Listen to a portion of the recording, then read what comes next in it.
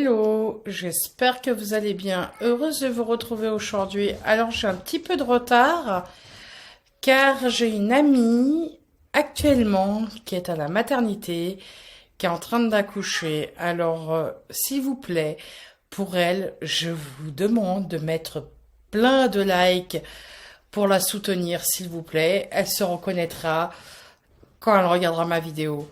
Alors aujourd'hui, nous allons partir en Australie, à Rockhampton, et je vais vous parler de l'histoire de Natasha Ryan. Alors installez-vous bien et c'est parti!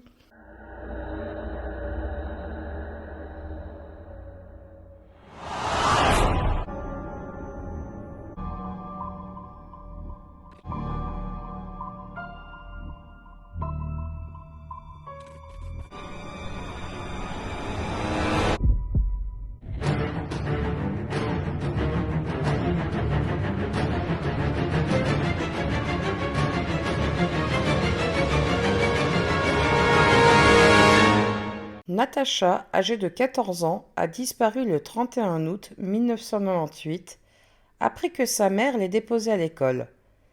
C'était une disparition déconcertante. Natasha a disparu en plein jour sans que personne n'ait été témoin de son enlèvement. Elle avait été marquée comme absente sur le tableau scolaire toute la journée. Tout de suite après, les amis et la famille de Natasha ont commencé leur quête frénétique. Les policiers ont peigné la région de Rockhampton à la recherche de l'adolescente. Jenny Ryan, la mère de Natasha, a dit « Je ne crois pas que Natasha m'aurait laissé traverser toute la douleur si elle était là. » Au cours du mois précédent sa disparition, Natasha s'était déjà enfuie de la maison, une fois avec l'aide de son petit ami de 21 ans, Scott Blake. Elle a été retrouvée après seulement 2 jours et Scott a été condamné à une amende de 1 000 $ pour obstruction délibérée à la police. Scott a alors dit qu'il avait aidé Natasha parce qu'elle avait menacé de mettre fin à ses jours. Il faut dire que Natasha était une adolescente en difficulté. Elle avait été suspendue de l'école, elle avait pris des drogues et s'était mutilé les poignets. Malgré cela, sa disparition a eu lieu à l'époque de plusieurs disparitions bien médiatisées de femmes et de filles à Rockhampton, qui ont ensuite été découvertes comme victimes du tueur en série Leonard John Fraser. Les 3 femmes de Rockhampton étaient Beverly Lego, 36 ans, Sylvia Benedetti, 19 ans, et Julie Turning, 39 ans. On supposait que Natasha était une autre victime. Une fouille approfondie a été entreprise par la police. De vastes zones de brousse ont été brûlées pour faciliter la recherche. Et plus de 100 bénévoles locaux des services d'urgence de l'État ont donné de leur temps pour aider. Mais tout cela n'a rien donné. La police a alors cru que Natasha était une autre victime de Leonard. Bien qu'elle n'ait laissé aucune pierre, la famille de Natasha a finalement accepté qu'elle était morte et a tenu un service commémoratif dans le Queensland le jour du 17e anniversaire de Natasha, le 9 mai 2001. Les amis et la famille de Natasha ont lâché des ballons dans le ciel et ont pleuré la jeune fille. Leonard Fraser était connu sous le nom de Rockhampton Rapiste. Pendant 22 ans, il a agressé et tué des femmes.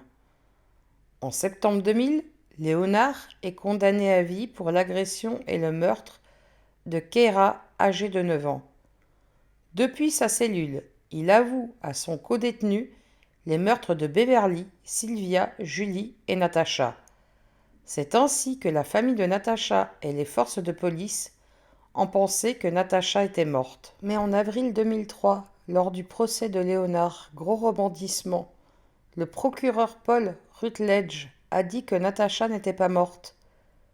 La police avait été informée que Natasha était encore en vie et en bonne santé dans une note anonyme qui aurait été envoyée par un parent de Scott.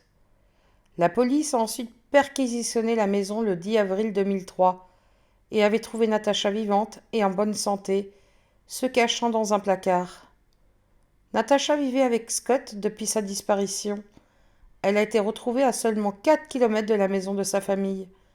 Natasha avait disparu depuis 4 ans et 8 mois quand elle a été retrouvée. Natacha a dit aux enquêteurs qu'elle voulait juste faire enrager ses parents, mais qu'elle a été prise dans l'engrenage de son mensonge, et elle n'a pas osé faire machine arrière. Elle a aussi expliqué que la journée, Scott et elle fermaient les rideaux pour qu'elle puisse se promener dans la maison, et qu'elle sortait seulement quand il faisait nuit. Elle a dit aussi que quand Scott avait des visites, elle allait se cacher dans le placard. Peu après, Scott a été condamné à 3 ans de prison qui a été suspendu après 12 mois pour parjure après avoir plaidé coupable d'avoir dit aux policiers qu'il ne savait pas où se trouvait Natacha. Et il a eu 16 000 $ d'amende. Natacha, elle, a eu 1 000 $ d'amende. Natacha et Scott se sont mariés le 29 septembre 2008, juste après que Scott ait terminé sa peine de 12 mois pour parjure. Ils auraient reçu 200 000 $ par la Journée de la femme pour les droits exclusifs sur leur histoire et pour des photos de leur mariage. Le dernier reportage sur le couple était en 2011 et indique que le couple avait 3 enfants, alors âgés de 7, 5 et 1 an, et que Natacha étudiait pour devenir infirmière. Léonard, lui, est décédé en 2007 d'une crise cardiaque en prison.